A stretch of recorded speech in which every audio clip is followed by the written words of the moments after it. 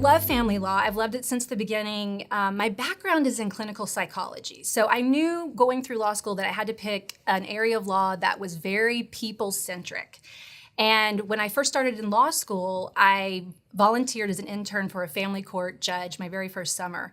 I got to know family law, see the litigants come in every day. I started to do research and writing for different family law private practitioners where I went to school all through the year. So all through law school, I was working in family law, and it just drew me in because it's really, there's a lot of heart that's needed in these cases. I mean, this is not a simple civil litigation transaction.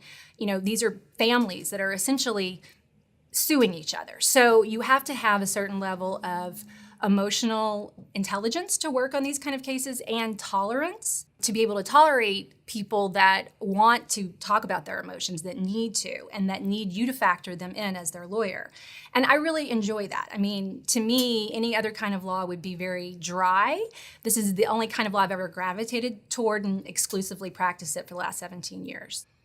The most rewarding aspect of my practice to me is taking a client from the very beginning of their case, where they're filled with fear and questions. They have no idea what they're going through, what to do, what step to put in front of the next, how to organize their case, how to analyze it, what they're going to expect at the end, and walking them through the entire process, helping them do this major life transition and hopefully come out, you know, on the end of it much better off, which I believe they ultimately will be. And I can see that from the beginning. So I also love reassuring them that there is a life after this, that it will look different. But once the divorce is over, you know, theoretically, hopefully they will be much happier than they are kind of going through the process. It's a messy process, but that's where I come into play to demystify, to simplify things for clients, to help them strategically make good decisions for their future. I love doing that, and I love concluding cases for people.